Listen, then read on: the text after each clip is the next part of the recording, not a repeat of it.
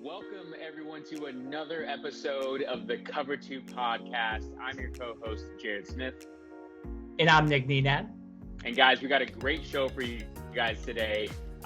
Jam-packed with a lot of sports news from this past weekend. The NFL, college football, the NBA started its season. We've got the World Series coming up. We're recording on Monday evening. So in just about 24 hours, the World Series will be starting. We're going to discuss that a little bit later on in the show, as well as the updated college football rankings and what happened this past week. Nick has something to say about some of those rankings. Again, he might give us an updated list from last week as well. Guys, we're going to get into the NBA. We didn't really get to do an NBA preview this year, but we're going to kind of do that for you guys a little bit, talk about the top teams, who we think is going to be real contenders versus some pretenders. So you're going to get a chance to hear some NBA talk from us. But we got to start, like always, with the NFL coming off of week 7. As you can see, the background that Nick has, it's a little disgusting because there's too much red going on right now. Nick's not only got the Cardinals jersey on, he's got the beanie, which he copied me. I have mine on first. And then Nick had, and he's got the mug. So he's just read everything. And then, of course, just to be disrespectful, he had to put the rankings up there to where the Arizona Cardinals are clear. But, my Dallas Cowboys in particular are a little cut off there. So that's okay. That's okay. The Cowboys and the Cardinals play each other later on in the season. And we're going to have a little friendly wager on that. So we'll get to that in a little bit. But, Nick, we got to start with the NFL, man, and specifically Deshaun Watson. Because we've heard in the last couple weeks some rumors starting to heat up about the Houston Texans really engaging with other teams and trading Deshaun Watson. Deshaun Watson, for those of you that don't know, he has a no trade clause in his contract. So it doesn't matter what Houston wants to do. Deshaun Watson has to sign off on a trade. He is now, quote, more willing to being traded to more teams than just, let's say, the Miami Dolphins. So, Nick, what are your reactions and what are your thoughts about Deshaun Watson potentially being traded this week? My thoughts really haven't changed much, and that thought is shock.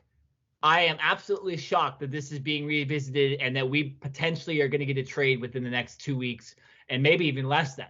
We might get a trade today while we're recording, to be honest, the way that this rumor mill has started. I just don't get it, okay, because there's 2 things I don't get about this whole Deshaun Watson thing. One, why he's not on the NFL exempt list already. And number 2, why any team would want to risk grabbing a guy that might not actually ever play in the NFL again. And maybe that's just my opinion, but I don't know if this guy gets criminally in trouble for the things he's being accused of, he's not going to play in the NFL again. So are the Miami Dolphins or the Carolina Panthers or whoever else is rumored to be going after him going to give up all this trade capital and potential rookie and young talented players for a guy that will never play on the field? Jared Smith, I don't understand this Deshaun Watson stuff. And at this point, I'm almost hoping just for the news that he gets traded so we can talk about it on our podcast. Like, I don't see a reason why this is going to help any of the teams that get him, because I don't think he's going to play this year. Yeah, it's crazy because, like, the allegations that are out there currently, right, those are not only very serious, but alarming, right, as to, wow, like this guy who is squeaky clean coming out of Clemson in his first couple years in the NFL and now has potentially, been in violation and done all these things. To me, what it says is, like, I'm curious because we haven't heard anything legally. Yeah. We haven't heard anything, from a judge. He hasn't actually been convicted of anything. All of this is still speculation. And I think that's why the NFL hasn't really done anything yet. I think the NFL is waiting for, like, the courts to actually provide some more information or to come down with an actual ruling. I mean, the NFL and Roger Goodell, they hold their own hammer. Like, whenever they want, they can literally just put that hammer down and say, you're done, you're on the exempt list, you are, banned from the NFL or whatever they want to do. but I think it's like everyone's just in limbo right now. And so what's happening is Roger Goodell's like, I'm not going to waste that card, right? I'm going to hold that card in my back pocket. And he's not doing anything with the Texans right now. I mean, I guess you can say he's practicing during the week, but he's not playing. He's not even suiting up. He's like a healthy scratch in a sense. I don't even think because he's not injured or anything. Jared, I don't think he's practicing. Yeah. Okay, but I do know that he is a part of the 53-man roster. Like, he is technically a part of the Houston Texans organization right now. And so to me, here's what I think is going to happen. I think he does get traded, right? I mean, I think where there's smoke, there's fire. So I think one of these teams, the Dolphins, the Panthers, I don't know, the Jets, someone that needs a quarterback is going to be idiotic and is going to trade for Deshaun Watson. And the moment that trade happens, because Roger Goodell technically can't veto a trade. Yeah. He's not in control of choosing whether trades go through or not.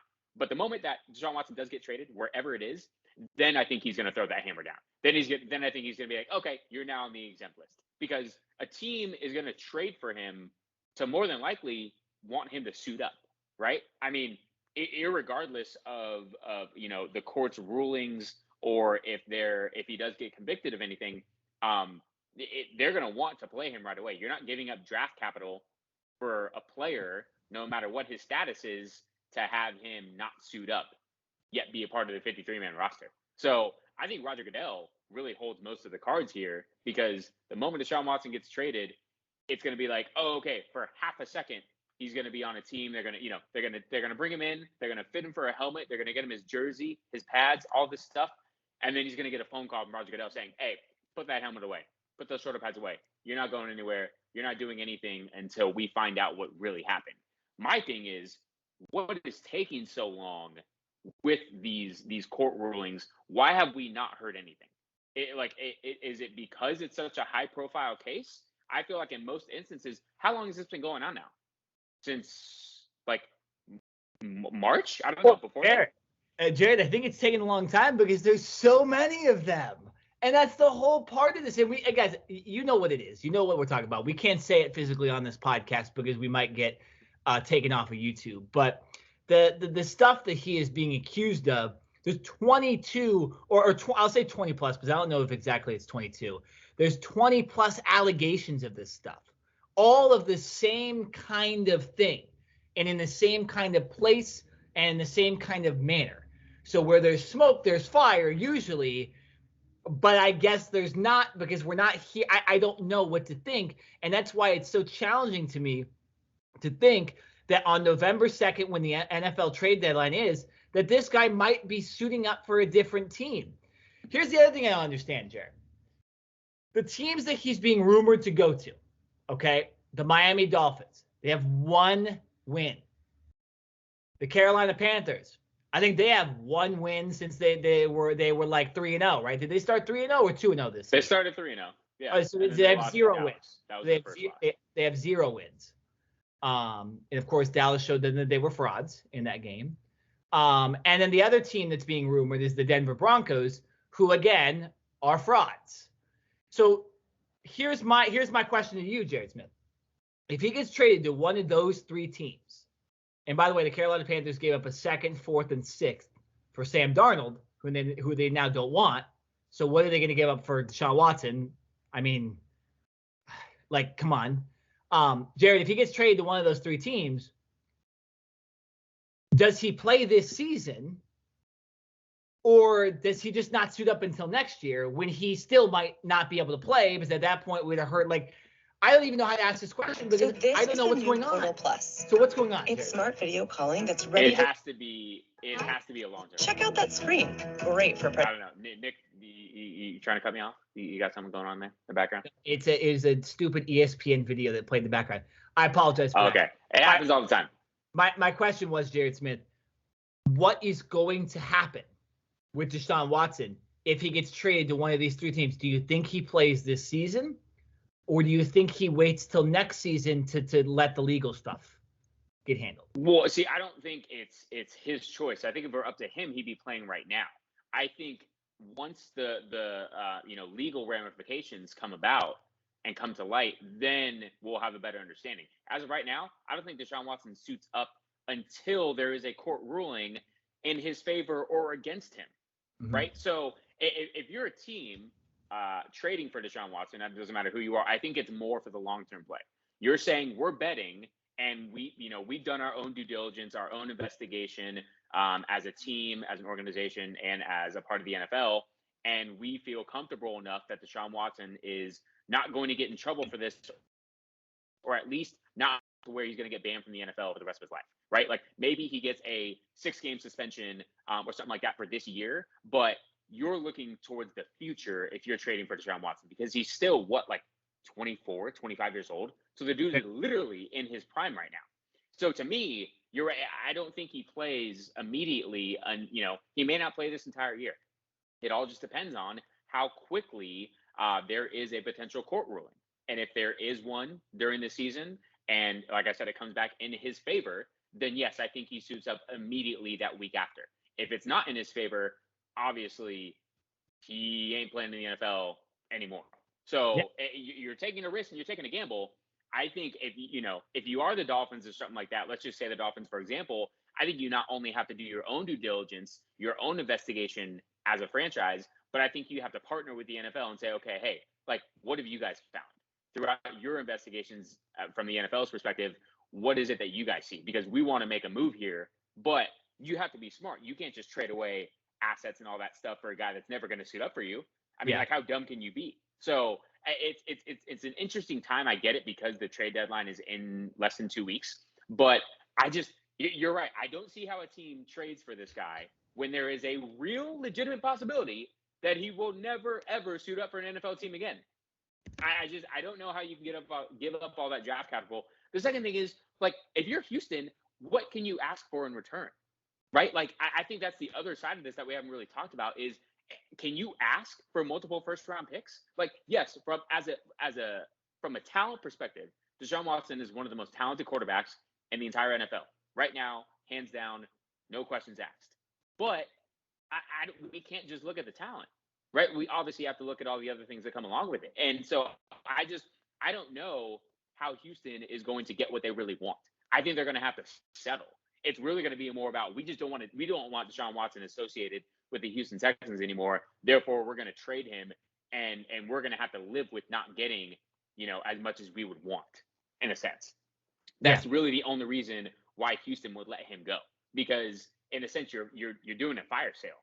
You're trading him away for peanuts when normally he'd be worth 3 or 4 first-round picks, and you would probably be lucky to get like this year's second-round pick and a potential player.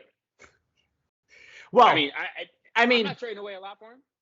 When you look at the scenarios between the 3 teams I mentioned, and specifically Miami and Carolina, like I said, Carolina traded their second-round pick for their current quarterback. But they do have a first-round pick. So what you would expect is that Sam Darnold goes the other way, right? Salary cap reasons. Sam Darnold's expected to make $18 million next year. Deshaun Watson's probably supposed to make something a little bit more than that, but it does help the salary cap stuff. So you'd expect Carolina to trade Sam Darnold and probably a first for him, right? But then if you're Carolina, you're mortgaging that you now have no quarterback if Deshaun Watson does indeed never play in the NFL again, and you don't have a first and second round pick. Dude, you don't have a first, second round pick. It's stupid. It's so stupid to me, but whatever. Let's just go through Miami now. Now, Miami, they have a first round pick. Okay, it's from the 49ers. The 49ers, they just lost last night on Sunday Night Football. They can't decide who their quarterback is. Shanahan doesn't even want to play the quarterback that can play. He said it in his press conference last night. And the 49ers are kind of in shambles, and they're looking like one of the worst teams in the NFC West, like Nick Nenad predicted at the beginning of the season. But still, that draft pick's looking pretty good for Miami. But Miami does not have their own draft pick. Their own draft pick is the Eagles have. So, they'd be trading a first-round pick that's not theirs. They do have a second. They do have a third. The third is also from the 49ers. So Miami can trade draft capital, and then you would expect Jared Smith for Tua Tagovailoa to also go the other way. So when you're just looking at it based on the assets that a team can give, I think it's 100% Miami that has the bigger advantage. Now, you figure out salary cap and all that stuff. I don't know where their salary cap situation is right now, but giving up Tua would obviously clear about, $7 million. Maybe they throw in another high-priced player for him as well, and then you could trade a second or a third or a first for him, whereas Carolina, if they give up a first, and Sam Darnold, if that's what ends up happening, you're mortgaging the future 100% and basing your entire franchise off a guy that's accused of doing 22 horrible things. Okay, and so that seems crazy to me. The Broncos, they have all their draft picks, so if they wanted to trade, they could trade. And Teddy Bridgewater, you could obviously throw in a deal. Not that that matters at all for Houston, and they probably don't even want him. But yeah, Jared, I mean, I only see Miami making sense with this because they have a future. And if for some reason they weren't able to give up Tua, I think that they're pretty good as far as their future goes. But I don't know. It's just this whole thing doesn't make sense to me, and I don't know why you wouldn't just wait till next season, especially if you're Miami and you suck already. And the 49ers are not a very good team, right? So you're going to get a good draft pick. Why give up on this? Can we just get like a ruling? Can we get some type of answer, from the courts or from some type of investigation findings that are like concrete? Because right now it's like he said, she said, right? And I'm not. We have to obviously take what these 20 plus females have said very seriously, and we are. It's just how have we not heard anything from the courts? Because there have been hearings. It's just, I don't know if they've been preliminary hearings. I'm not really sure what they have been in a sense, right? Like, I don't know if Deshaun Watson has been involved in those hearings or if it has just been the accusers who have been there with their lawyers and their representation, right? But why? I just don't understand why it's taking so long in order to get answers. Like, if Deshaun Watson is really, an ass, if he's really a predator in a sense, then it shouldn't take months and months and months. And we should not be going into week 8 of the NFL season and Deshaun Watson is technically still a member of the Houston Texans. The guy should be in jail and barred from the NFL. It's as simple as that.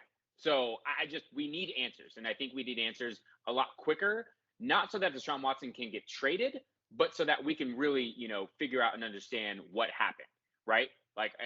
Is Deshaun Watson really a creepy, sexual predator, or is he, was he mistaken? Were these women lying, trying to get money?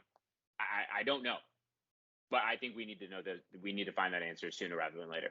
And here's the other thing too. When you look at these teams, obviously because we don't know that answer, why are these teams not thinking about all this stuff too? Why is Deshaun Watson even in play, right? Do we really think Jared Smith, and this is obviously not comparable, but in some ways it is. I was actually talking to my girlfriend about this earlier today because this man popped up on the TV and she hadn't seen him in a while.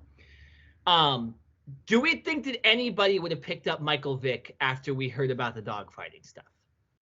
That No. season, if it had been proven or was rumored that he was running dogfights, do you think any team would have tried to trade for Michael Vick at that point? Hell no. So why is Deshaun Watson able to why? Again, it's the NFL making this mistake, not putting him on the exempt list and just saying this guy's not playing this season. We're gonna figure it out, and if he's wrongly accused, he can play next season. It's fine. And at that point, I think everything would just restart, and we'd be like, whatever. Deshaun Watson's still worth 3 first-round picks, and it doesn't matter they didn't play last year. There's players that didn't play last year with COVID, and they're playing fine this year. I think we're good. But the fact that the NFL hasn't put him on the exempt list, the NFL has also made this mistake. I just look at those two situations and I go, why is there a different precedent here? When we're so much more woke nowadays too. Back then, no dogfighting. What? That'd be insane now, right? But maybe we're not. That's maybe true. We're not No, and clearly, I'm surprised Washington's not involved in these trade rumors too. I'm taking a shot at Washington here. But so, Jared, it's just like it's surprising to me that the Miami Dolphins, Carolina Panthers, and Denver Broncos even are trying to get this guy. Like, come on, this is ridiculous. The guy clearly there's something wrong with him, right? It's just whether he settles with these victims at that point. That's at least the way I see it. But we'll leave this topic. Obviously, the trade deadline is November 2nd. So, Jerry, we might have to tailor our next podcast to see after what happens, to see what we have to do after the trade deadline. I believe that's Tuesday afternoon, that we'll know if Deshaun Watson is playing for a different NFL team this season, or is at least on a different NFL roster, but he's definitely not playing for the Texans ever again. Yes, so November 2nd, next Tuesday, Jerry, we'll probably have to gear our podcast to that, now seeing that date. All right, let's move. Let's stay with the NFL. Let's move to the AFC, right? The AFC is insane right now, Jerry. When you look at the top 3 teams in the NFL playoff picture, it goes like this. In first place, from the AFC North, the Cincinnati Bengals at 5-2. In second place, from the AFC West, the Las Vegas Raiders at 5-2. And in third place in the AFC playoff standings in the AFC Conference are the Tennessee Titans at 5-2, running the AFC South, having just gone back-to-back against the Buffalo Bills and Kansas City Chiefs. Jared, if you would have told me at the beginning of the season, I'll give you $1 million to predict by week 8 what the first 3 teams in the playoffs, I would have not ever said these 3 teams. So, Jared Smith, let's talk about the AFC. Obviously, in fourth place, the Buffalo Bills. The Baltimore Ravens in that top non-divisional spot at 5-2. Chargers round out the playoff spot at 4-2, and the Cleveland Browns a solid 7th at 4-3. What's going on? Why do the standings look like this in the AFC, and why in the NFC is it a lot more clear what's going on? I mean, first of all, I'm just excited because I feel like we're teetering and we're getting to that point in the NFL season where we can start looking at standings and like those early playoff, prediction types. Like the first month of the season, even a little bit after that, it's kind of like you're not thinking about playoffs. It's so early on that you can't. But now that we're getting into week 8, like we just talked about, the trade deadline is in less than 2 weeks. We're now starting to get by. You know what I mean? Like we can really start to say, okay, who are the pretenders? Who are the contenders? Who are the teams that are legitimate? And the Cincinnati Bengals, man, listen, they went into Baltimore. Yeah, crazy. Right? In there, where Lamar Jackson and the Ravens were like red hot, right?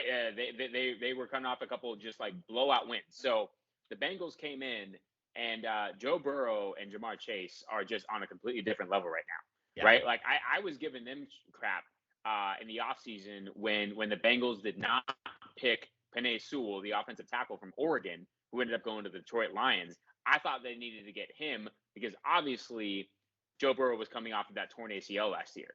And to me, you have to start with the protection up front. I don't care if you're Patrick Mahomes, Tom Brady. If you don't have protection, you can't throw the ball. The Bengals O-line has shown that they are playing well enough to give Joe Burrow just enough time. Because there was plenty of times yesterday I watched the majority of this Bengals-Ravens game where the Ravens were literally a half second away from sacking Joe Burrow, but he was able to either elude pressure or buy just enough time to get a throw off and make make something happen. So, listen, man, I don't think we can do anything right now but give credit to the Cincinnati Bengals. Right? They've had some really close games. They lost the Packers by a field goal, but they beat the Steelers. They beat the Vikings in week 1. Obviously, they played the Lions 2 weeks ago, so that game's kind of a dud. But they beat the Ravens out. Here are their next 3 opponents. They get the Jets next week, right? And the Jets just lost Zach Wilson. Yeah, so they're either going to have to play Mike White or some breaking news that just came down about an hour ago. The Jets just traded for Joe Flacco from the Eagles. So not really sure that means much of anything. It'll probably be Joe Flacco playing against them. I think that's a W. Then the Bengals get a home game versus the Browns. That one will be interesting because we'll see if Nick Chubb and or Kareem Hunt are back for the Browns. If they're back, I think the Browns more than likely win that game. If the Browns don't have that 2-headed monster, let's not forget that Baker Mayfield's still dealing with that tear in his non-throwing shoulder. So the Browns have a lot of injuries right now. But I can see the Cincinnati Bengals winning that game, and then they get the Raiders and then the Steelers again. So, I mean, listen, let's give credit where credit is due, right? The Bengals, Zach Taylor has this team rolling right now. Their defense is even playing better. Like, there's certain plays, and like every week it seems like Lamar Jackson gets one of those like just ridiculous Michael Vick type 30, 40-yard runs where he's just eluding players. It doesn't matter if it's a 300-pound lineman or the fastest corner in the NFL. He's just so shifty and nimble that you can't touch him. The Bengals did a great job yesterday of corralling him and having multiple players always surrounding Jackson. It was never like a one-on-one opportunity where he could put someone on a highlight reel. They always had 2 or 3 defenders right there to kind of like guard him in place. So I think there's somewhat of a blueprint that the Bengals showed of how you can potentially slow down the Ravens and that offense. But hats off to them, man. I know I'm going to let you talk about some of the other teams, but I'm just really impressed with Joe Burrow specifically and what this Bengals team is doing right now. Yeah, no, I mean, and when you just went back and looked at their kind of the way that they've gone throughout the season, like you said, they've beaten some great teams like the Vikings and the Steelers, and then they blow out the Ravens on the road. They get the wins against the Lions and Jaguars like they should have. And then when you think about it, Jared, a crazy day where there was a lot of wind and Mason Crosby missing 4 field goals in a row, like they're close to being 6-1. They've only lost the 2 games this season by a combined score of 6 points. Like, this is a good NFL team this year. But like you said, they play the Jets, which they'll go 6-2, and then we'll see about the Browns. But I mean, Jared, after that they get their bye. They're at the Raiders, Steelers, Chargers, 49ers, Broncos, Ravens, Chiefs, Browns. Like, it is not going to be easy the rest of the season, and that's why I'll say this. It's good they're getting the wins now, because I don't think this team will end up being the NFC North champions. I still think it will be the Baltimore Ravens. I think they played an off day yesterday, and I'm still going to go with the Ravens to be the top team. But as far as playoff chances go, absolutely, Cincinnati has improved their chances, and I think they can be a legitimate playoff team with this offense, with this better than expected offensive line, and a pretty solid defense as well. I just think Baltimore's still better in this division. And I think when the Browns get healthy, they're also a better team than the Bengals. So good for the Bengals getting the win, but I think when you look at these standings, it is a little bit of a farce. When you look at the Raiders, again, I'm going to be a little negative about the standings. If the Chargers had just played one more game, they would be in first place. The Ravens are only in first place in the AFC West because they played 7 games and they're 5-2, and the Chargers have played 6 games and they're 4-2. The Chargers obviously have the win over the Raiders. So if they end up even with the same record this season, at this point, when you look at the standings, it's going to be the Chargers ahead. So I still think the Chargers are the top team in the AFC West. And then you look at the Titans. I mean, how could you not be impressed? This team went through and beat the Buffalo Bills. Controversy, obviously, at the end of that game with Josh Allen and tripping and falling and not getting a pretty easy first down. I do think they end up winning that game if Allen just doesn't fall. But that's the NFL. You got to convert. They played well that whole game, so I'm not going to step on their toes. And then they blow out the Chiefs, which, Jared, I think I expected the Titans to be competitive in that game and for it to be like a 1-score game, but not for it to be 27-3. And don't get me wrong, before Patrick Mahomes got hurt in that game, they were still getting their asses whooped. Okay? So there's big problems with the Kansas City Chiefs, which we'll talk about in a second to end this to end this kind of AFC discussion. But I think when you're looking at the AFC, I think the 3 through 5 or 3 through 6, that's the real 4 top teams in the AFC right now, meaning the Titans, Bills, Ravens, and Chargers. But good for the Bengals and Raiders getting these early wins and getting off to hot starts because they've improved their playoff chances. But I still think when you look at these rosters and you look at the way these teams played most of the season, I still am going to go with the Titans, Bills, Ravens, and Chargers as the top teams in the AFC, and those are my teams to potentially get to the Super Bowl, not the Raiders and Bengals. No disrespect, I just don't think their rosters are there at this point. Yeah, no, that's cool. I can't really argue with that. And let's move on to the Chiefs, because this is really what I want to talk about in the AFC, right? Like, I think it's great that the Bengals and the Raiders are up there right now, but I agree with you. I think as we see the cream rise to the top, we're going to see the Bills be right there. We're going to see Baltimore be right there. I think the Chargers, they're talented enough to be right there as well. But listen, man, the Chiefs for the last 3 years, they have been to two straight Super Bowls, right, and three Yes. straight AFC Championship games. Patrick Mahomes has that $500 million contract. They got Tyreek Hill, Travis Kelce, Clyde Edwards-Helaire, right? They have all these. They've got Andy Reid, Eric Bieniemy as the offensive coordinator. It's just like riches upon riches upon riches with the Chiefs, and yet they come into this season with those same type of expectations, and they have done nothing but shit the bed. Yeah. Absolutely, completely shit the bed. So please explain to me what is going on with this Kansas City Chiefs team, because I have some of my own opinions, but I want to see if your opinions match up with what I think. Well, Jerry, it's something I hinted at last year, and then also I've talked about a lot in this podcast earlier this season. The thing I hinted at last year was that Mahomes is trying to do too much. He's acting a little pretty, trying to make ridiculous throws when they don't need to happen. He's not playing smart. That's one of the reasons the offense isn't flowing. Obviously, also their offensive line isn't as good as it has been the last couple of years. That always affects any NFL team. But I think the main thing on offense is Patrick Mahomes making a lot of mistakes, wide receivers dropping passes, stuff like that. The biggest problem with this team is their defense. Jared, this is maybe the worst defense in the NFL at teams that are competitive. Okay, obviously you have the Jaguars, you have the Jets, you have all these terrible ass teams that don't have a chance at succeeding this year. When you look at the Chiefs at a teams that have more than one win, this is the worst defense in the NFL. This is a really, really bad bottom 10 defense, and their star players are not playing like it, and you can't win anything when you play like this. The Titans just were like, you know what we're gonna do? We're just gonna run the ball. We're gonna play old school football, and we don't even care that you have Patrick Mahomes. We don't care. We can do anything against your defense. Derrick Henry threw a damn touchdown pass against this defense, Jared Smith. Okay?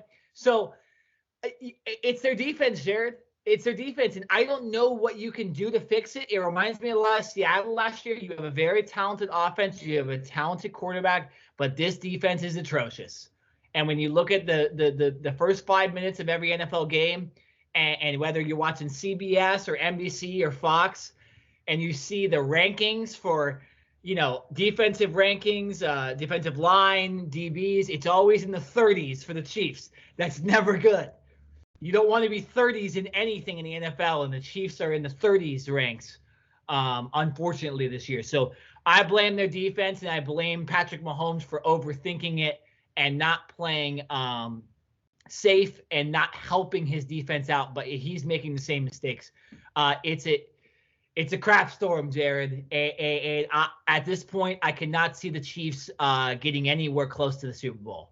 At this point, I see them making the playoffs, absolutely, but I don't see them getting anywhere close to Super Bowl. I think it's too late. I think they're pretenders this year. Pretenders.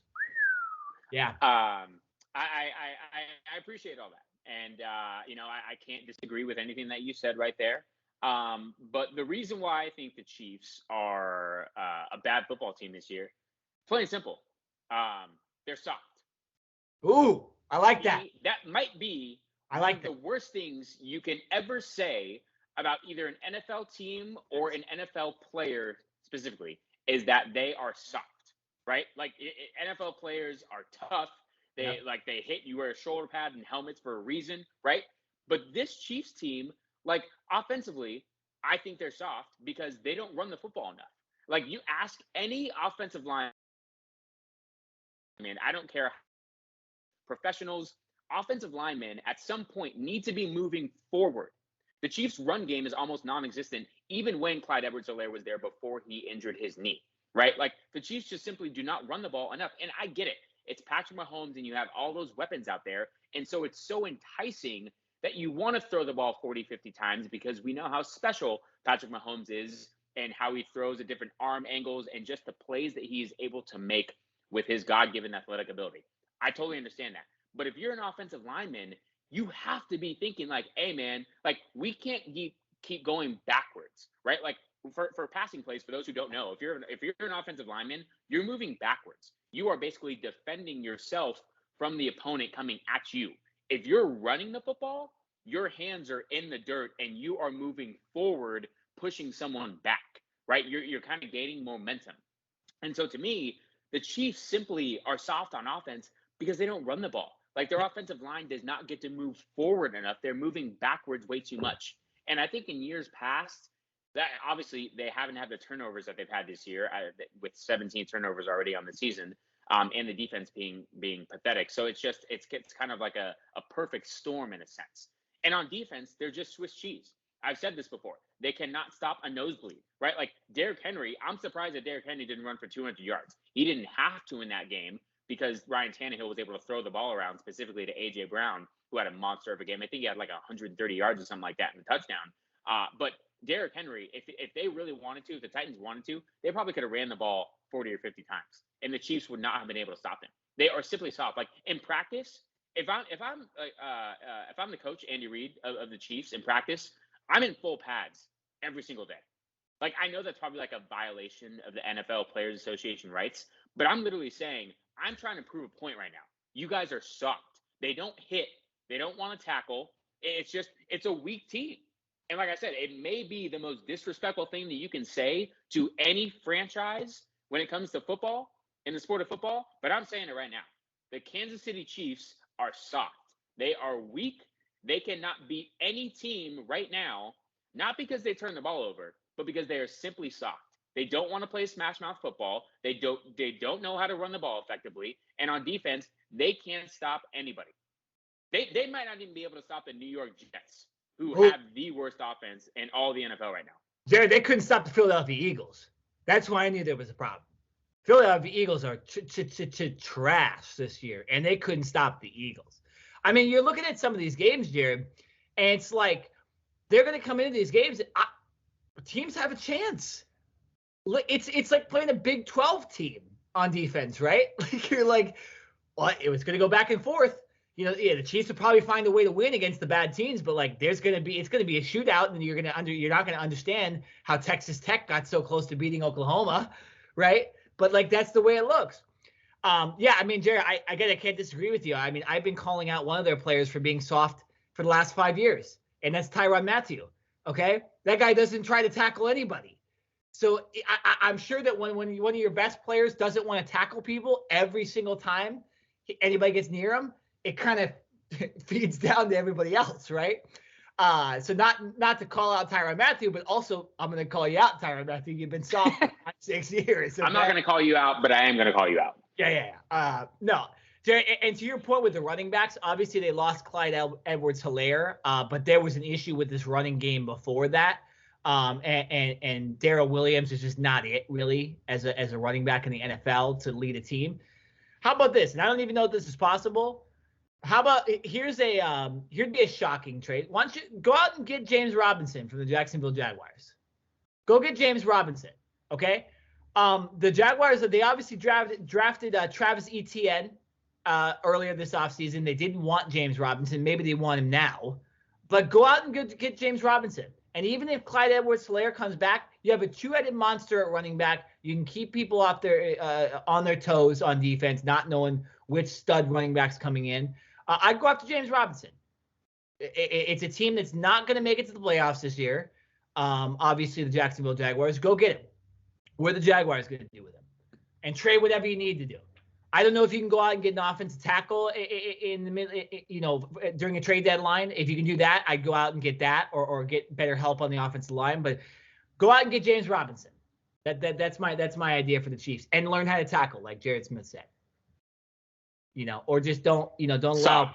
Yeah, soft, very soft. Soft. Speaking of not soft, okay, is the Thursday night football game this weekend, or this week? Okay, you're seeing this on Tuesday at the earliest. Maybe you're seeing this on Wednesday. Maybe you're seeing this on Thursday morning. Guys, Thursday night football this week is the 7-0 Arizona Cardinals, and as you see right here above me, number 1 in the NFL at 7-0, versus the 6-1 Green Bay Packers, who have looked like one of the best teams in the NFL since that fateful day in Jacksonville where they lost by 30 plus to the Saints, which we still don't know how that happened. I'm going to blame the humidity, and I'm going to blame Aaron Rodgers for not playing in the preseason. But the Packers are a 6-0 team since week 1. Okay, Jared Smith, talk to me about this game. What does this mean for the rest of the season for both teams? Well, listen, I think we have to start. And, listen, the COVID bug has officially hit the Green Bay Packers organization. Davante Adams, arguably the best receiver in all of football, is now on the COVID list. He is reportedly tested positive, and so he will need 2 negative tests within a 24-hour period to play. Now, like I said, we're recording this on Monday, so the chances of him getting 2 negative tests and basically 2 days, right? It would have to be Tuesday or Wednesday, are pretty unlikely, especially if you tested positive. So chances are Davante Adams will not be available for Aaron Rodgers and the Green Bay Packers. They also have lost their defensive coordinator in Joe Barry. He's also tested positive, and so even though he's not out a player on the field, he is their defensive coordinator, the one that is making all of the calls, and so I think that could potentially have a factor in this Packers defense. The Cardinals, as you know, should know all about that when Cliff Kingsbury was not able to fly to Cleveland when the Cardinals played the Browns a couple weeks, or was it last week? No, it was so not to say that it can't be done, but it's just kind of more of a distraction and going to be a little bit tougher for this team. But listen, I think this is really going to show how good the Packers are, right? This is really one of the Packers' first big tests. Traveling on the road, short week, hostile environment against the only undefeated team in the NFL, right? The Cardinals coming off of a blowout win against a really bad Houston Texans team, but still, the Cardinals proving that you not only beat the bad teams, but you dominate them. So I can't say anything bad about the Cardinals right now. This will be a statement game for the Packers if they can win. If for the Cardinals, on the other hand, I don't want to take too much shine away because this is your team and I want to let you have the spotlight. I'll say this for the Cardinals. Irregardless if Davante Adams plays or not, irregardless if defensive coordinator Joe Barry is able to actually be on the sidelines and call plays, if the Cardinals can beat the Green Bay Packers on Thursday night and Aaron Rodgers, I think this really solidifies the Cardinals as not only the best team in the NFC, but as the clear-cut best team in all of the NFL. I think right now there's still an argument potentially to be made about some of those other top 5 or top 6 teams that are right behind you right now. But if the Cardinals are able to beat Green Bay with Aaron Rodgers, I think that proves that the Cardinals, as of right now, currently constructed, are the clear best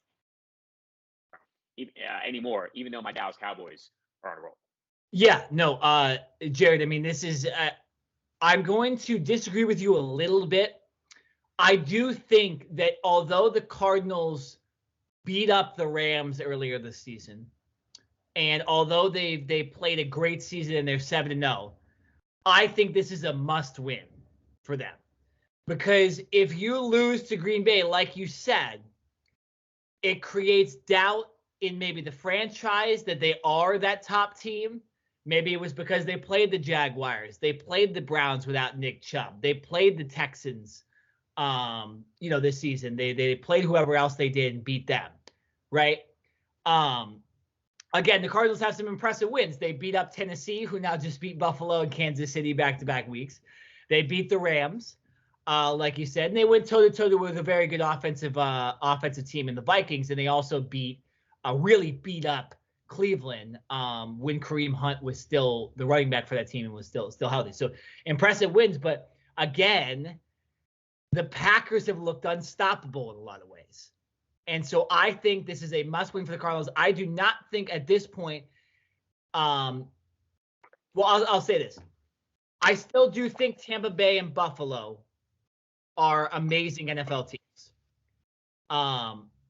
I just think it concerns me now that with Davante Adams out, that this team kind of caught a break. I wanted to just beat Green Bay one-on-one, mano-a-mano, and now Davante Adams isn't playing. And yeah, okay, we'll probably be 8-0, right? But it's like now if we lose, right, it creates doubt. So I think this is a must-win. Without Davante Adams, this is a must-win to prove the Cardinals are still one of the top teams. I'm not going to sit here and say that we are the clear-cut best team in the NFL. Tom Brady and the Tampa Bay Buccaneers are still out there, and Josh Allen and the Buffalo Bills are still out there. Okay. And we do not play them this season, so I cannot say that we are better than them at this point. But, yeah, NFC, top 2 team for sure if we win. But, yeah, without Deontay Adams, I'm not going to sit here and say the Cardinals are the top team in the NFL. I can't. There's been okay. I was waiting for you to fall into that trap. I wanted to throw if you're going to take the bait, and you didn't, which I'm very proud of you because you didn't just go all homer on me like you normally do. So I appreciate you having a little level head right there and being able to talk not only as a fan, but as you know, someone who can take a step back and realize that, yes, even though they are one of the best teams, there are still some other teams out there. So I think the storyline is Davante Adams going into this game, whether he plays or not, because if he doesn't play and Arizona wins, it's going to be an asterisk. More than likely, Davante Adams will have to miss this game. If this game was on a Sunday, I think there'd be a lot better chance that Adams would play. But unfortunately, that's not how it works. But still, a big-time matchup coming up on Thursday as the Green Bay Packers head to Arizona to face those Cardinals. We'll be watching. I know Nick will be watching. Yeah, no, I will be watching from afar due to other duties in my life, but I will still be watching the game for sure. But yeah, again, Jared, that's what I gotta say. It's a must-win. If Davante Adams, we find out, and you're watching this podcast, and you know Davante Adams is not playing in this game, it's a must-win. Cardinals need to win, and they need to win by a touchdown. Okay. Sounds like a lot of pressure. There's a lot of pressure there. I don't like. Check Nick Nenad's Twitter on Thursday. Yes. By the way, around 4:00 until the game ends. Check Nenad's Twitter, and you don't even have to watch the game. Just check his Twitter, and you'll know not only how the game is going, but how Nick is reacting. And then we'll come back next week, and we'll be able to break all this down and see. But I will be glued to your Twitter on Thursday. I can guarantee that. But Jared, they when you actually look at the Cardinals' schedule for the rest of the season too, they're at the 49ers next week. I mean, that's another win. Russell Wilson looks like his injury might come back a little bit earlier, so I'm a little scared Russell might come back for that game, but maybe we'll miss Russell. These are all must wins. Again, when you're a team in the top position like the Cardinals are, I think they're at this point a top 3 team. If we beat Green Bay, we're a top 2 team with Tampa Bay still sitting there and Tom Brady. Never going to disrespect the GOAT, okay? And also, I think the Cowboys are pretty good there. I just don't know. I think the defense for the Cowboys has played a little above its means early in the season, so I don't know what to say about them as far as top 2 team in the NFL. Okay, we'll find that. We'll find that out on January 2nd, 2022, when we play you guys. But yeah, we need to move on. Big Thursday night game, Cardinals Packers. The lead in the NFC is on the line for that game. Huge game. Love that that's on Thursday. Love that the entire nation gets to see my Cardinals whoop the Packers' ass this Thursday. Hopefully. All right, Jared, let's switch to college football. We're running a little low on time, so we're going to go quick on the college football segment so we can get into the NBA.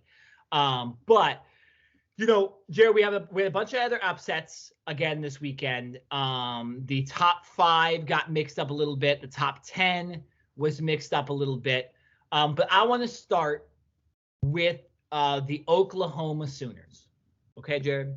Because every single week, this team wins somehow. And this is, again, one of the reasons why I'm a little hesitant to say my Cardinals are the top team in the NFL, because you can win and be undefeated and still not be the top team in the nation, okay? The Oklahoma Sooners are currently ranked in the AP top 25 at number 4. They are 8-0. They are one of, I believe, as far as real legitimate top teams, they are one of 4 undefeated teams. So understandable that they'd be pretty low in the standings, okay? But the Oklahoma Sooners, Jared Smith, are absolute frauds, okay? We all got a little bit ahead of ourselves when Caleb Williams came back and defeated Texas. He had a great game against a pretty average to below average TCU team. And then, Jared, the Oklahoma Sooners went into Kansas, Topeka, Kansas, or wherever the hell the University of Kansas is. The Jayhawks have been one of the worst college football teams of the last 5 to 10 years. and the Sooners were losing almost all game. And if it weren't for Caleb Williams essentially making an illegal play at the end of this game where he took the ball from his running back and the referees decided to allow it during the middle of a play, after he'd already handed it off, I think the Kansas Jayhawks beat the Oklahoma Sooners. But that's just not that, Jared. It's just not that. When you don't look at their game against Western Christian for the second game of the season where they won 76-0, where you don't look at Texas, who are obviously frauds and have ruined me betting-wise this whole season, and when you look at their win against TCU, they barely beat Kansas State, who's an average college football team, by 6. They beat West Virginia 16-13. Pathetic. They beat Nebraska, who can't beat anybody, 23-16. And they beat Tulane 40-35 and beat Kansas 35-23. Jared, how is this team number 4? And Jared, how did two writers put them at number 2 ahead of Alabama and Cincinnati? How does this happen? Why are there so many idiots voting for the AP Top 25 poll? Why are we basing this off record? And why are the Oklahoma Sooners just being given a chance at the college football playoff when none of us would expect them to win any game against the top 3 teams right now? Why are they? I have one and only answer. There has to be some ties in the playoff committee to Oklahoma. There you go. There has to be. Yeah. I mean, there is zero other reason. I get it.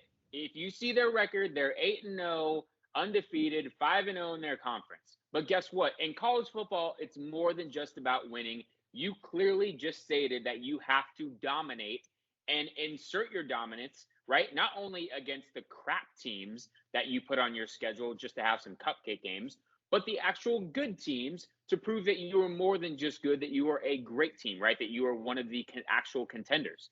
And when you go up against a formerly 1-5 Kansas Jayhawks team that was 0-3 in their conference, I don't care if it's at home or on the road, you should win 70-0, not 35-23, and losing going into the fourth quarter. And like you mentioned, having to have that crazy play that should have been illegal, it should have been a penalty, and it should have set Oklahoma back.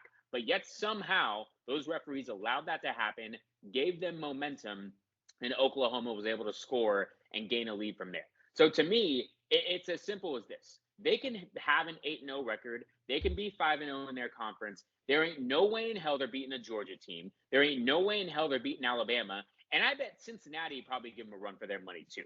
So to me, I look at it as simple as that, right? If you want to be one of those top echelon teams, how do you stack against number 1, number 2, number 3, right? Or currently Oklahoma is number 3. But how do you stack against the other teams currently slated in the college football playoff? Right now, I don't think Oklahoma could beat any of those teams. Maybe Cincinnati, but with how well Cincinnati's playing, I would Cincinnati could beat Oklahoma right now. I agree with you.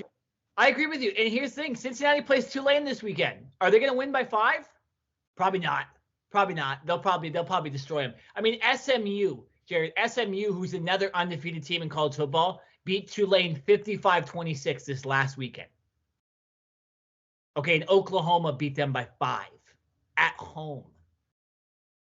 I mean, when you look at the team that's right below them in the standings too, Ohio State. Now, we called them frauds earlier in the season. I apologize. Okay, this team is clearly not frauds. Their quarterback was hurt, and they struggled a little bit. But since their quarterback got healthy, the last 4 games they have played against teams they should beat, okay, they have won those games 59-7, 52-13, 66-17, and a pretty damn good Indiana team 54-7. Jared, how do we put? And then their only loss is to a top 10 Oregon team, okay, who just went into the Rose Bowl, being the underdog somehow in that game against UCLA, and won that game, okay. I don't understand how, like, why are we not putting Ohio State, who's beating their opponents by like 30 points the last couple weeks? How are we putting them below Oklahoma? Because Oklahoma's undefeated. It's just so stupid. It's so stupid. Alabama and Georgia are the best teams in the nation right now. You got to keep Cincinnati up there because they're blowing opponents out. They struggled a little bit against Navy.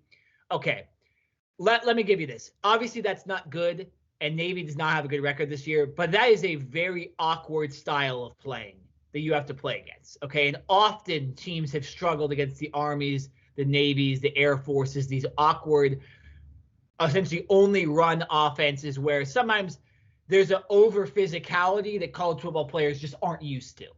These giant military men that come in and just smash you every single play. I would not want to play Army and Navy ever during a season, and I'm surprised these teams schedule these teams. But Cincinnati gets the win regardless. Okay, but every other opponent they play, they've beaten a lot of their opponents pretty handily too.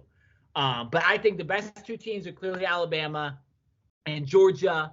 I think Ohio State's making a run for it. And really, besides that, nobody else has proved that they're a top team. I think the top four teams should absolutely be Ohio State, Alabama, Cincinnati, and Georgia. And, there's a lot of teams that are still fighting to get that fourth spot.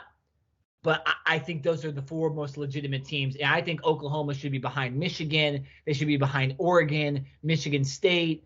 Hell, I think they should be below Ole Miss. Jared, Ole Miss only lost to Alabama. I know it wasn't good. But they've gone toe-to-toe with Arkansas, LSU. They beat Tulane by 40. It's just like, I don't know. I know. What's your take? Who do you think the top four teams should be in college football right now? I'm going to go number one, Georgia, and I think that's just very clear and cut. Yeah. They're undefeated. They have dominated almost every opponent, and they deserve to be number one. I think listen, Alabama, they have a loss on their record, which they haven't lost in I don't know how many years. And I think it's just so shocking to see them with a loss that, yes, they're going to stay in the top four. But as of right now, because there's still a good amount of games left, I'm okay with them being at number three. They don't have to be at number two. Listen, Georgia and Alabama are going to play each other in the SEC championship game. If that game is close, I think they will both get in regardless. So I'm not really worried about Alabama right now.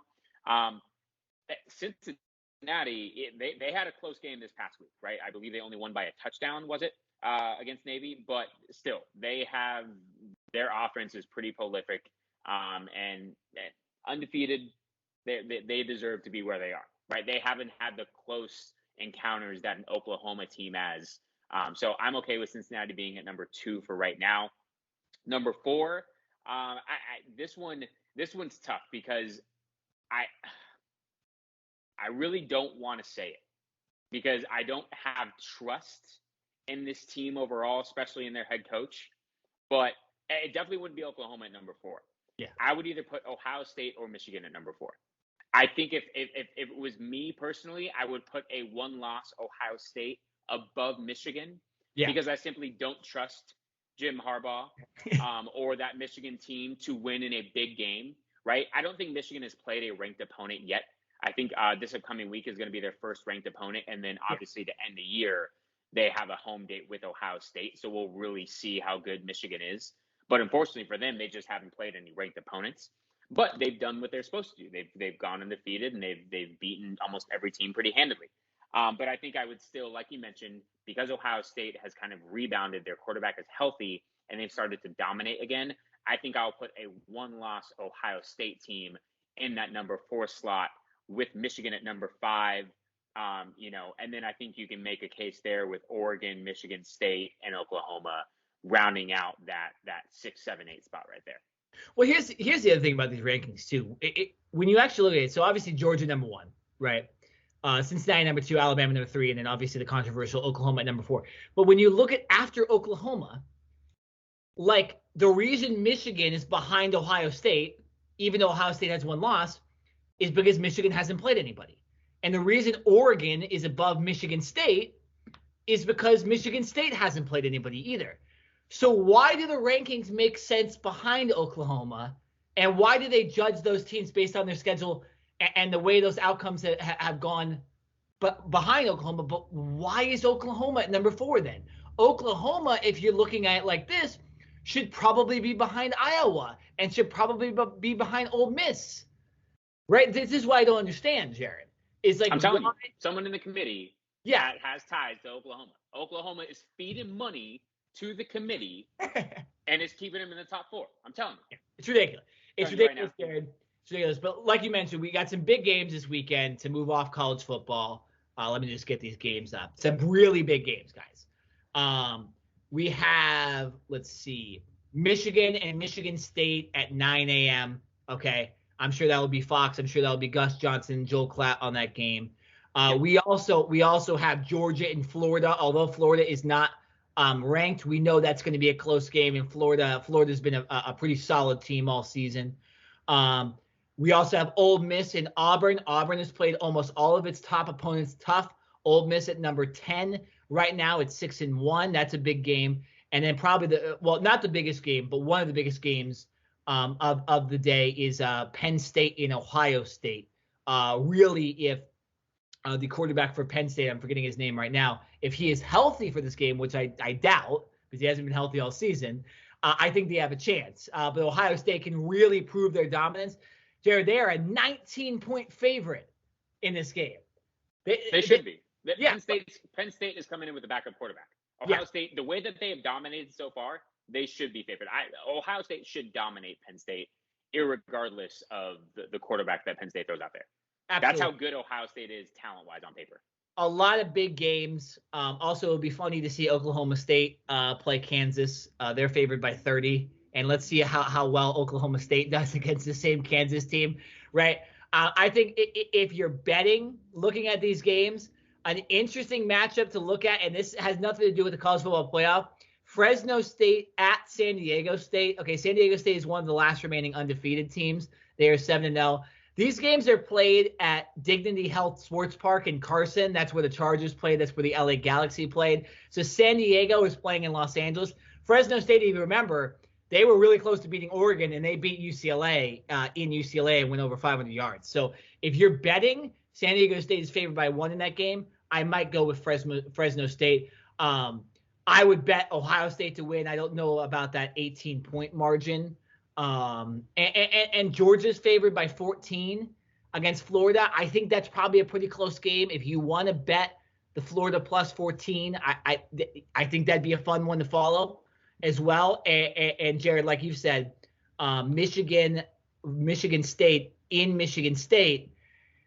Can Jim Harbaugh win that big game? Is Michigan State for real? Michigan is a 4.5-point favorite. I think it'd be safe to bet the plus 4.5 on Michigan State, knowing that that's probably going to be a close game and two teams that run the ball, waste a lot of the clock, and don't score a lot. So, yeah, some very interesting matchups, some fun bets next week.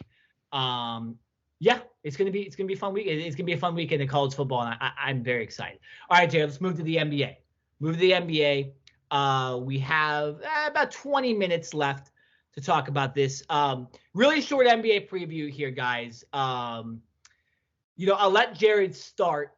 We obviously have seen the Milwaukee Bucks start pretty hot against the Brooklyn Nets. The Nets filled with a lot of controversy, both inside and outside their arena, and inside and outside their basketball team with Kyrie Irving. Then we talked about that 2 weeks ago. The Philadelphia 76ers in the East also dealing with Ben Simmons getting kicked out of practice, not being mentally ready to play. The Lakers start 0-2. They're literally already fighting on the sidelines.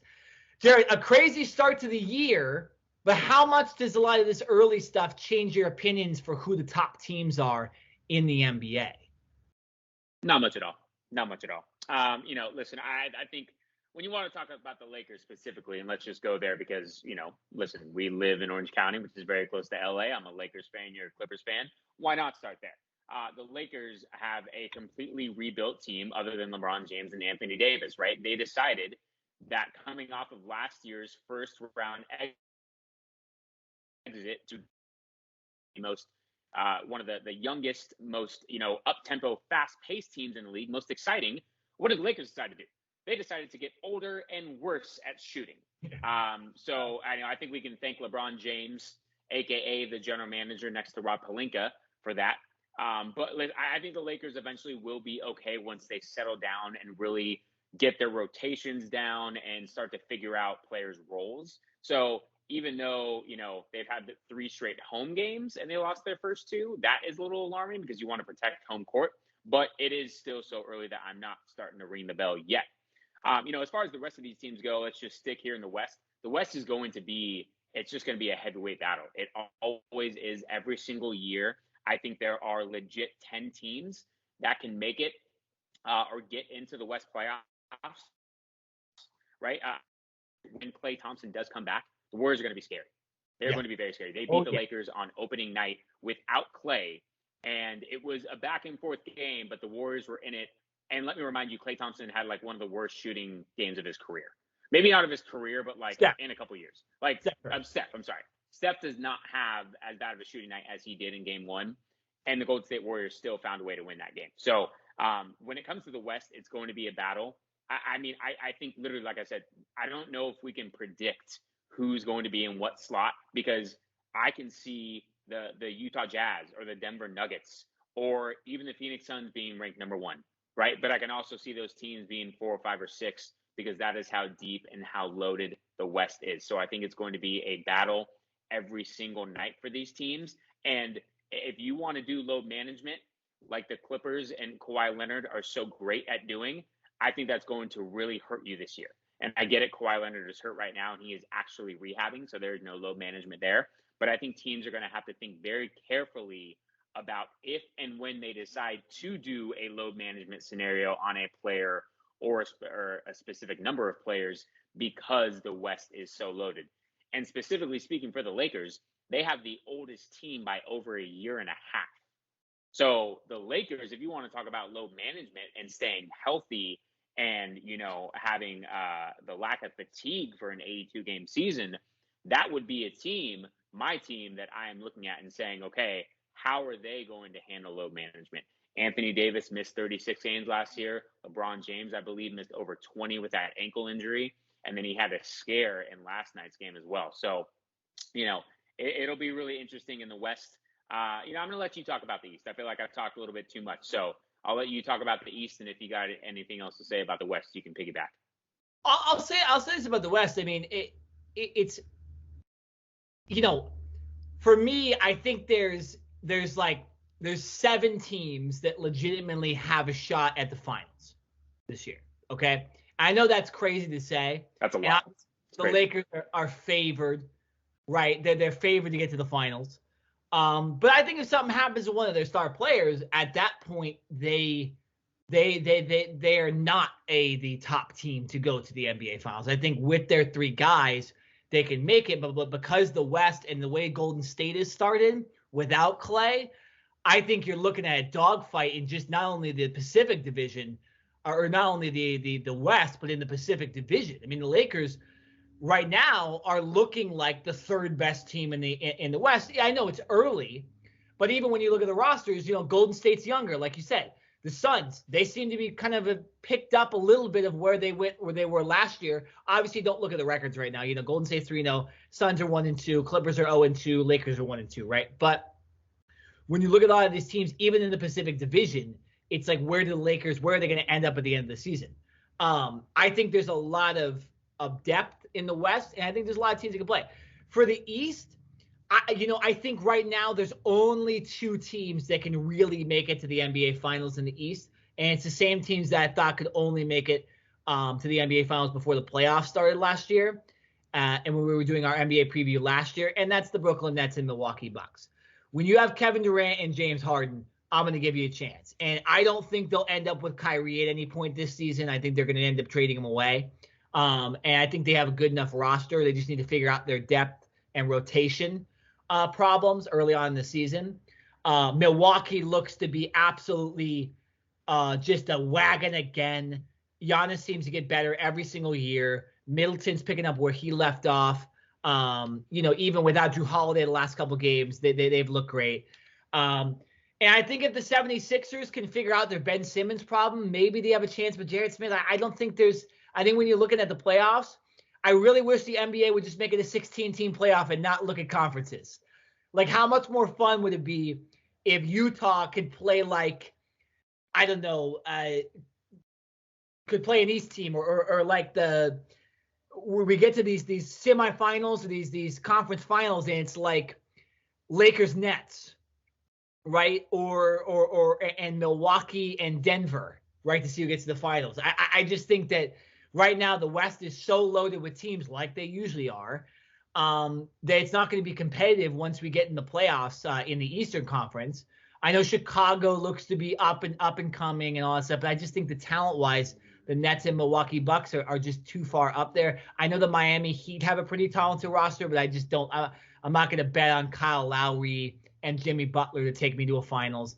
I know it happened during COVID, but obviously with the COVID playoffs, we're seeing a lot of, chinks in the armor and stuff like that. Some of those teams that went pretty far, including the Lakers a little bit, right? We maybe that break did help the Lakers going into the finals, because right now with the oldest roster and defensively, the Lakers don't look good.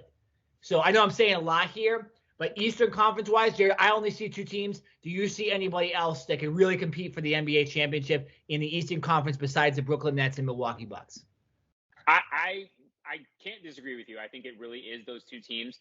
I would say, depending on what Philadelphia could get in return for Ben Simmons. Yeah. Right. If Philadelphia can get because I don't really care about draft picks for Philadelphia. Like, they're trying to win right now.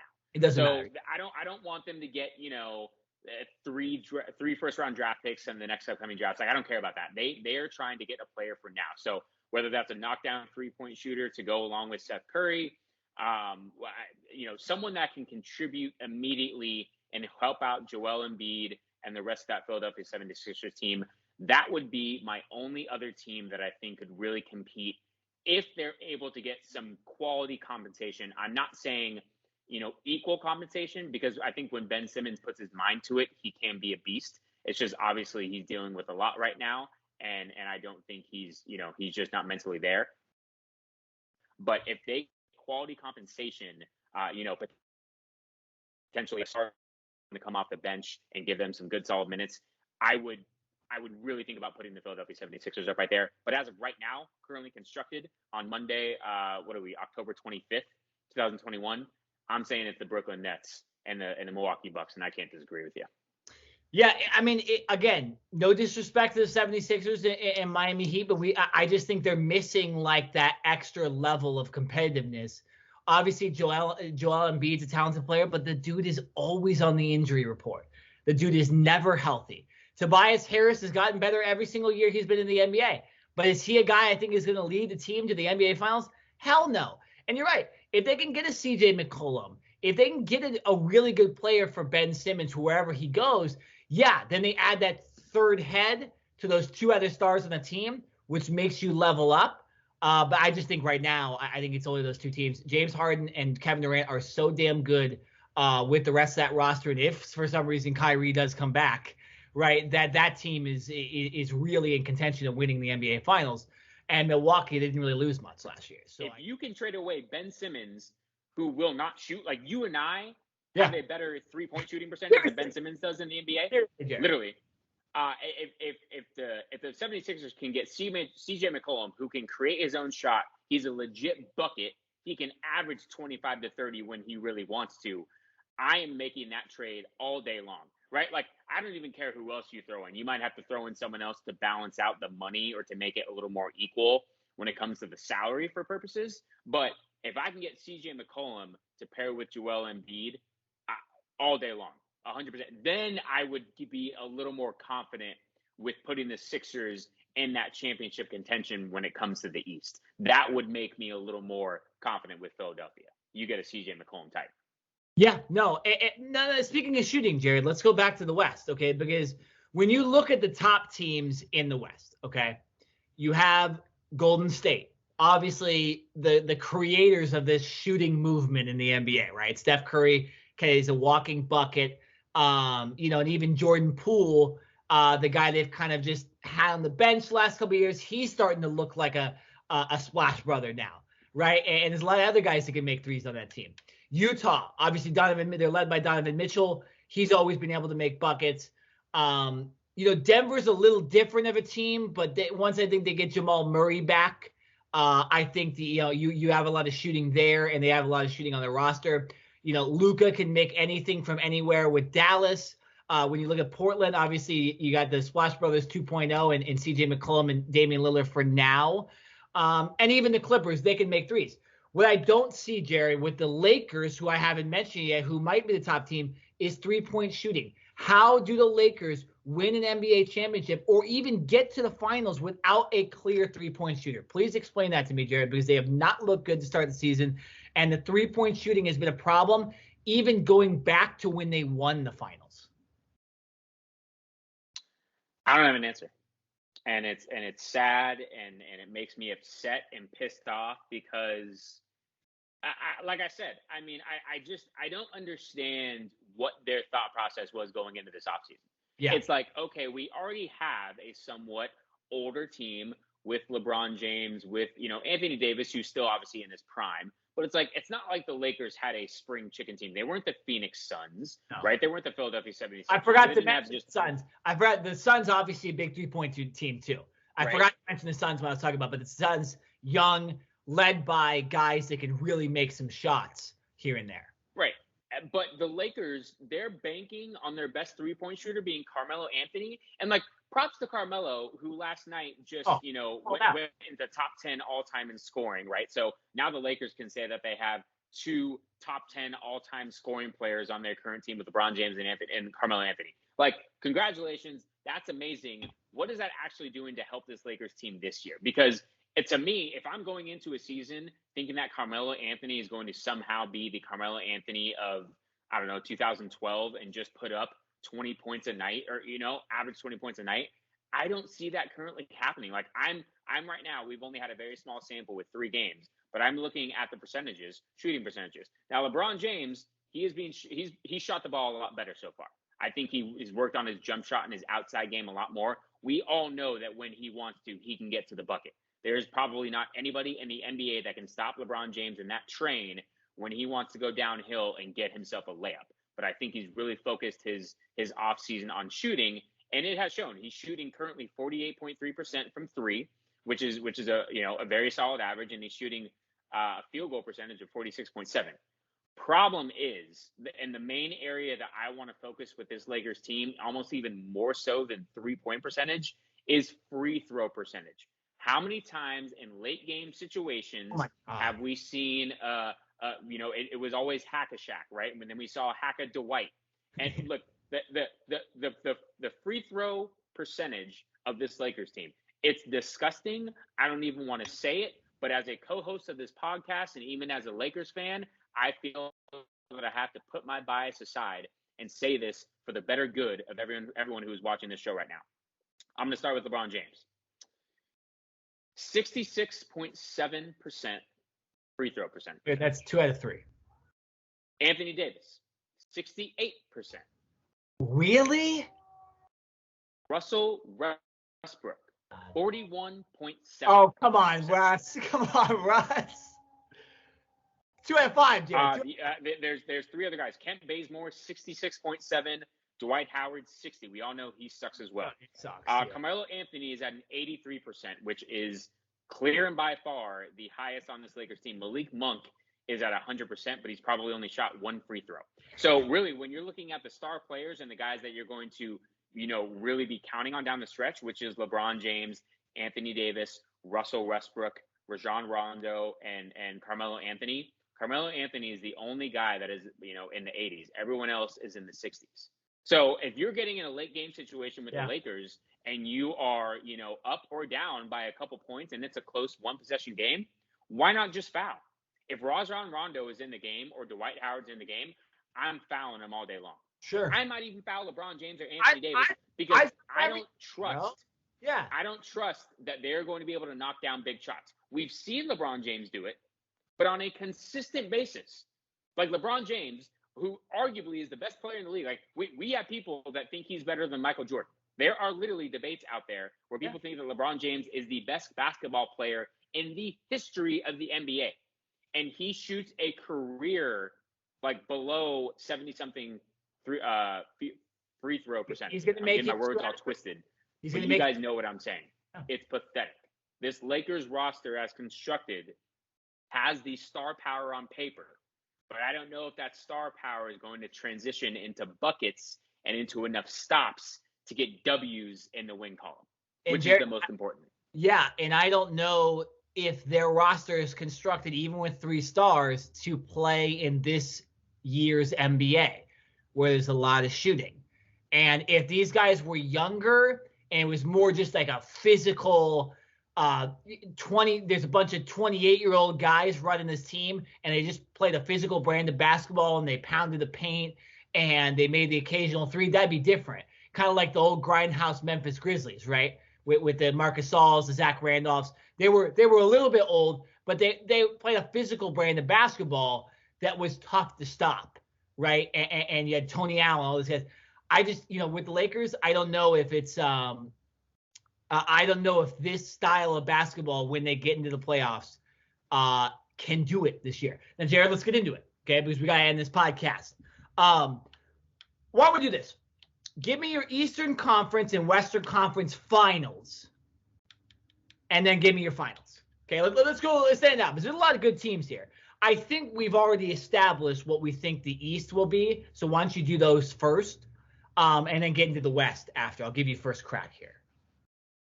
Yeah, no, the East I think is pretty simple. And if you've listened to us for the last 10 minutes, you can understand who we're going with. It's got to be the Nets and the Bucks. And I think the Nets are the better team, but I can't disrespect the defending NBA champions. So I would have to go with the Bucks to right now beat the Nets and represent the Eastern Conference in the finals. I'm going with the Bucks as of right now. Sure. In the West, man, it's a crapshoot, man. Like I said, if Klay Thompson comes back healthy, I can't count this Golden State Warriors team out. Stop it, Jerry. You can't say the Warriors. I was going to say the Warriors. I thought I was going to be the only one. I can't. Are you kidding me? Do you know how much that's why I was thinking and how much I'm rooting for Klay Thompson to come back after those two major injuries that have. Klay Thompson has not played in a game since 2019. That is unreal. That is simply unreal. So, I mean, if you're putting a gun to my head, forcing me to choose right now, I just talked a bunch of crap on my Lakers, so I don't know how I can pick my Lakers. I don't think I can.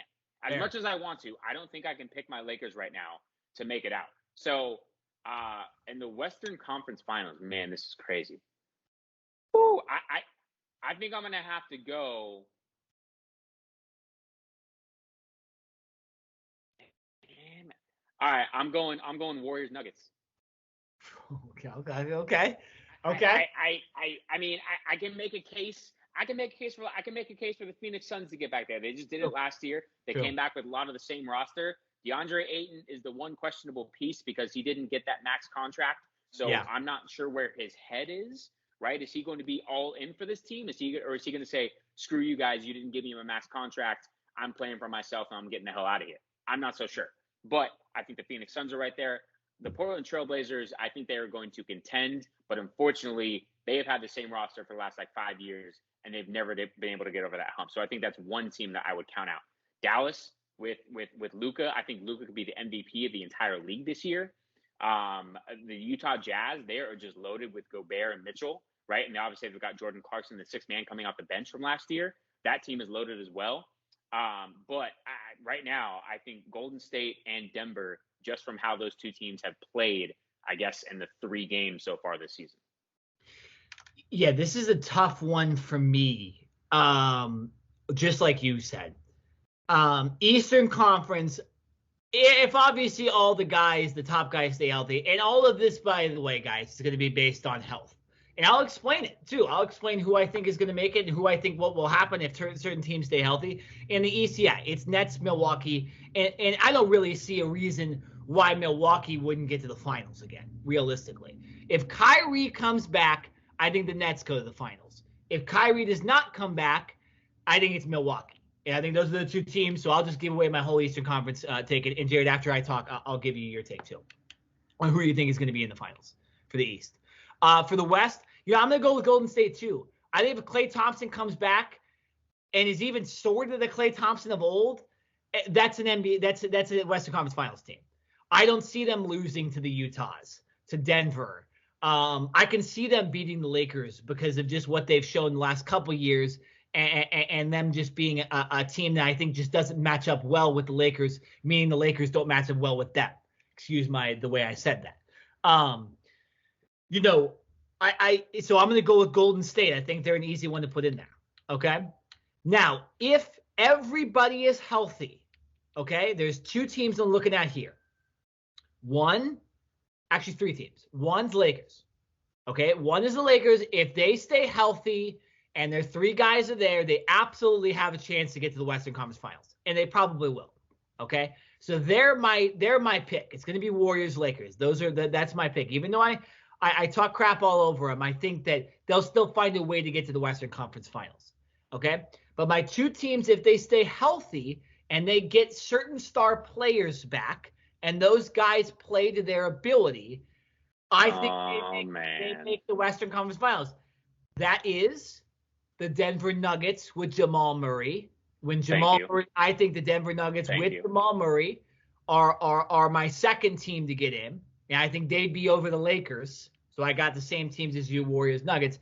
And I think if Kawhi comes back and he is healthy, there is no way that I'm going to say that team is not going to make the Western Conference Finals, because they should have made it last year, and I think they have a better roster than they did last year. So I'm going to go Lakers, Denver, Clippers. But my official prediction is Lakers, Warriors.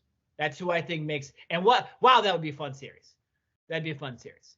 But if they stay healthy, Denver and the Clippers, watch out. I don't think Utah has enough to get in. I think Phoenix's chance was last year. I don't think Trailblazers have enough.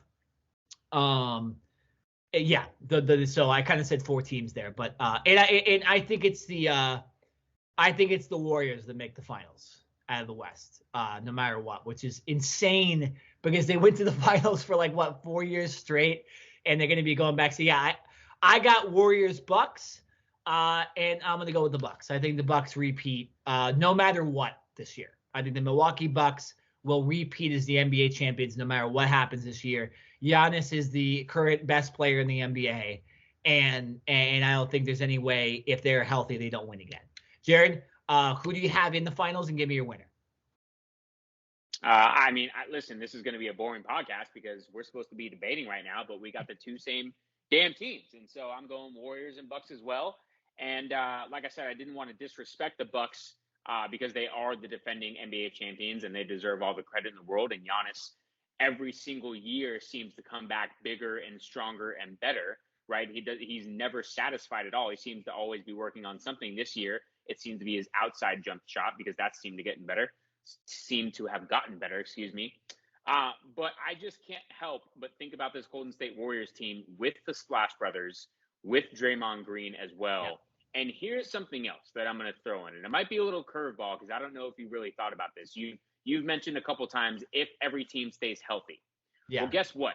What if the Golden State Warriors were to trade Andrew Wiggins or a Wiseman or something like that, even though they just drafted him last year as their first overall pick? I don't know if he's necessarily a part of their long-term future. I don't think Andrew Wiggins is because I think he's easily replaceable. So I think if the Warriors can get something comparable for Wiggins or for Wiseman, I think they make somewhat of a blockbuster trade and create their own 3-headed monster again like they once had when Kevin Durant was there. And then I think they become real unstoppable. So that's kind of my prediction. Who do you think they could go out and get, though?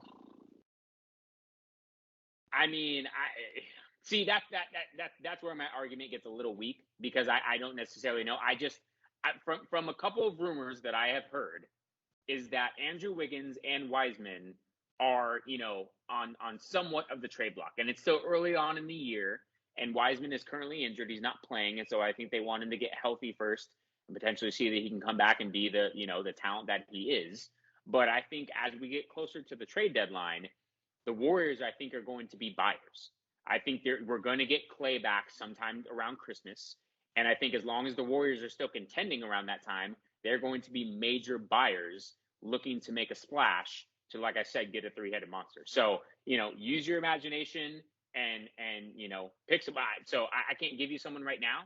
I'll have to come back on Twitter and I'll have to update this and give you a list after I've done a little more research. I can just see the Warriors making a potential splash and really trying to separate themselves in the West, because you and I both agree how loaded the West is going to be throughout the whole year and how much of a dogfight it's going to be.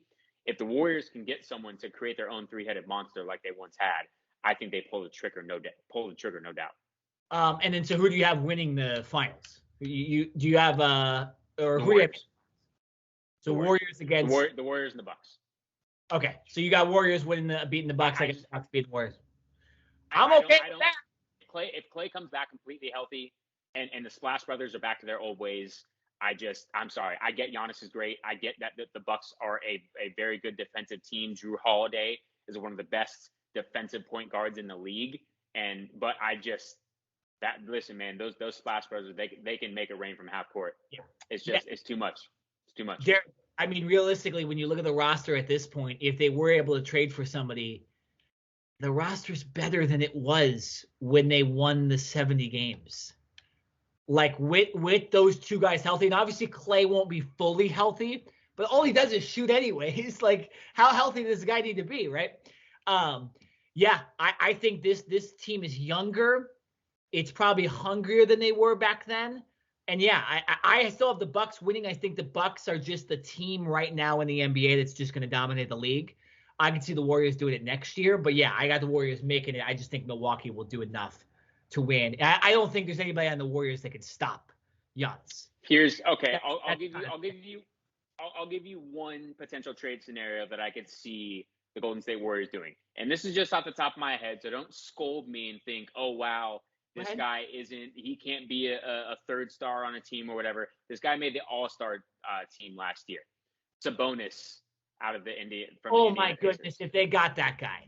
If they got him, oh, boy. But I'm saying, though, like, if you're the Warriors, you're like, hey, Indiana, we'll give you Wiggins and or Wiseman and a couple draft picks and whatever for Sabonis. Yeah. And he becomes their main big guy. I think he can do so much. He's such a utility guy. Well, I don't want to say utility because I don't want to shortchange him. He's an all-star. He's a great player. And if he's going to be freed up all game because everyone's going to be so occupied with Clay and Steph that I think he would go off. Yeah. And he would turn into like an all-NBA player. I think that could be a potential crazy. I do think that Sabonis is a solid NBA player. I do think, obviously, the fact that he's like the only guy in Indiana is the reason his stats are kind of inflated. Does Indiana have a real chance of making? They not make the playoffs, but are they going to really do anything? No. I would feel that they would probably go after someone that's a little bit more of a shooter type, only because I think that that's just their style. So we got the Warriors and Bucks in the finals, guys. It'd be an easy one. But we will debate. He thinks the Warriors win. I don't think Giannis can be stopped. So I think Giannis is going to win the championship, be a two-time champion, and cement himself as one of the greatest of all time, realistically, in the NBA. Jared, real quick, we got another prediction for a championship. My Dodgers did not make the World Series, so we're not making it as big of a deal on this podcast. The Atlanta Braves will be taking on the Houston ASStros with two S's.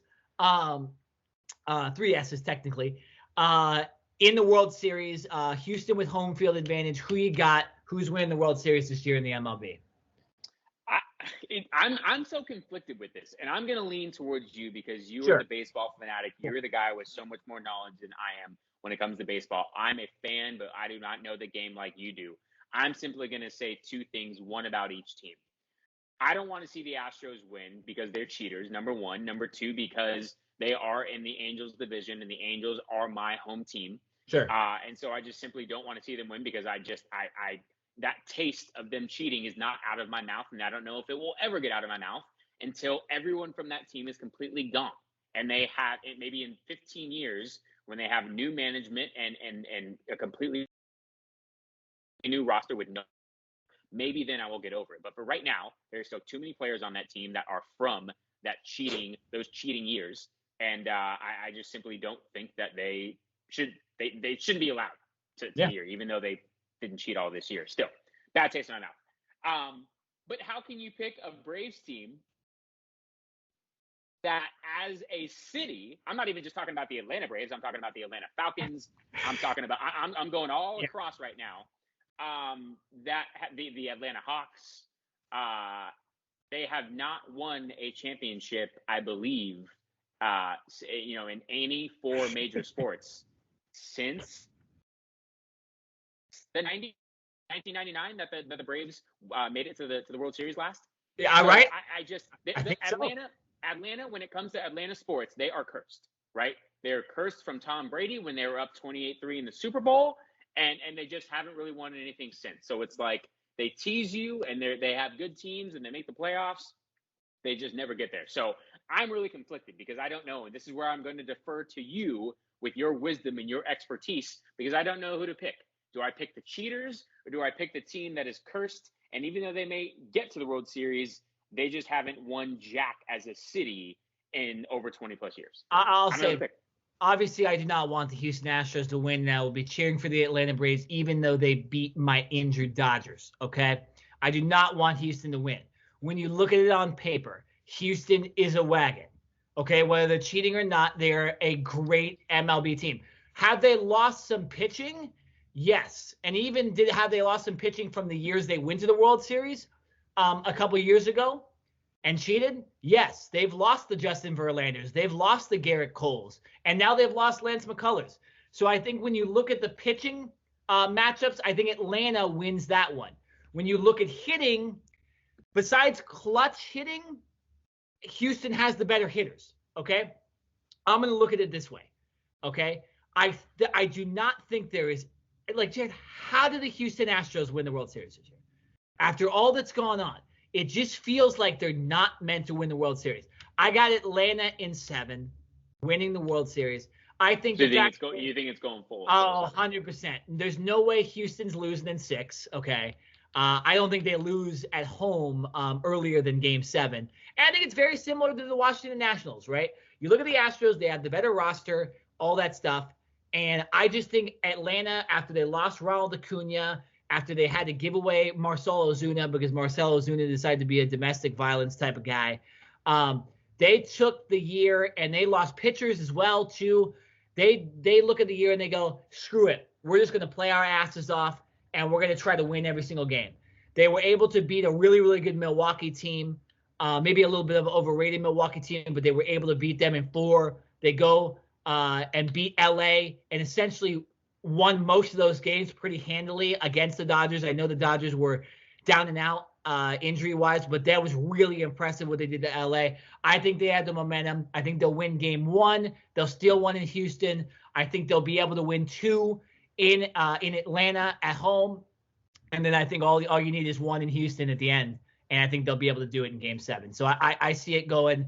They'll steal 1 in Houston, which is the most important thing to do. They'll win 2 at home in Atlanta, and they'll win in Game 7. I think Atlanta wins. I think their pitching is a little bit better. Their bullpen's a little bit better, and I think heart-wise, they have the better heart and they have the better momentum right now. Absolutely. So I got to go Atlanta in 7. Let's go Braves. F the Astros, okay, and I hope they never win anything again. Carlos Correa is probably gone from the team after this season. And you know what? Freddie Freeman deserves a World Series, okay, for Atlanta. Freddie Freeman deserves a World Series. I like a lot of their guys. It was hard to watch them against my team because I really like the Atlanta Braves as a baseball fan.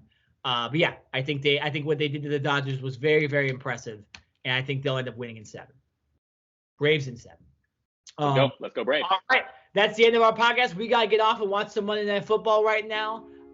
We will be back next week talking Cardinals, Packers, talking NFL like usual, talking college football, all those crazy college football games. And if anything else happens, like the World Series and the World Series result, we will be talking about that as well, and the NFL trade deadline. Already a big show predicted for next week, Jared. But for this one, we are done. I am Nenad. And I'm Jared Smith. And we'll see you next week, guys.